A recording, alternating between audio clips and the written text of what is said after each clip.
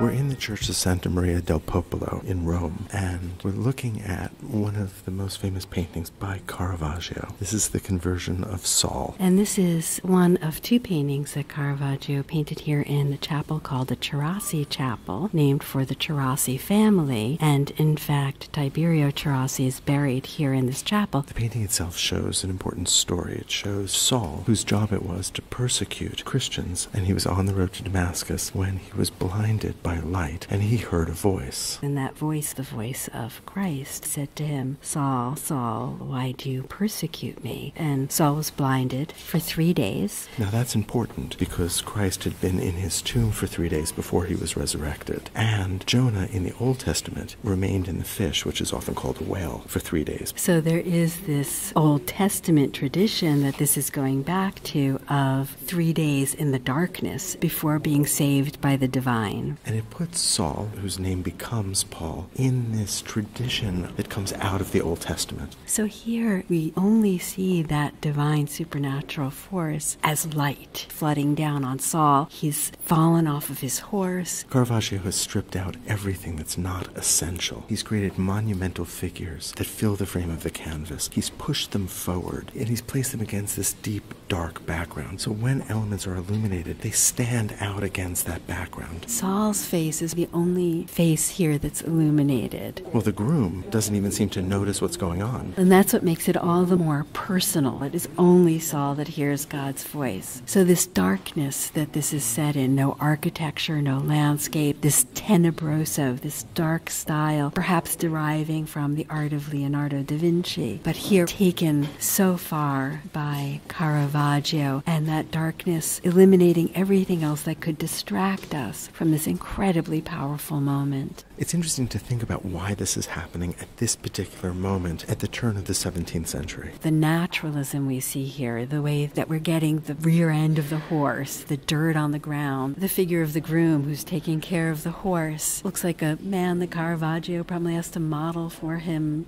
that he met in Rome. And that naturalism is part of this interest in legibility, in clarity in art that comes out of the Counter-Reformation. And specifically out of the Council of Trent. The idea was that painting could be didactic. One of the questions that Luther and other Protestants raised was whether or not it was all right to have paintings. And the Council of Trent spoke to that directly and said, yes, paintings had important didactic value within a religious context. And it's really interesting to compare this to the first version of this painting, which was apparently rejected by the patron, where we see a narrative. Here, although we do have a sense of a caught moment in time, what we have is a condensation, a distilling of this moment of personal conversion that was very popular among Baroque artists. If we were looking at a Renaissance painting, it would be a more public moment. Figures would exist in a more rational space. But here it almost seems as if we have a privileged private view. The chapel itself is a narrow space. And the space of the painting is confining. The figures take up side to side, top to bottom, with very little room to spare. And Caravaggio is definitely thinking about our view here as we stand in this chapel and look obliquely across and up at the painting. Saul seems to fall out toward us. In the Renaissance, the idea was to create a sense of harmony, a sense of balance. Here, all of that is upended. This is precarious. It seems fleeting. The center of gravity is high rather than low. The largest and most massive part of this painting is the body of the horse, and it's at the top. And beneath him, Saul seems very vulnerable. The horse's hoof is lifted up. Saul's helmet has fallen off of his head. There is this sense of the fragility of a human being being confronted with the power of the divine. Saul is so close to us and seems so real. He lies on the bare earth. And his knees are up, his legs are spread, his arms are spread. His body is actually a triangle, but it's upended. And whereas the Renaissance was concerned often with pyramidal compositions, with creating a stable pyramid, this is turning that pyramid up on its point.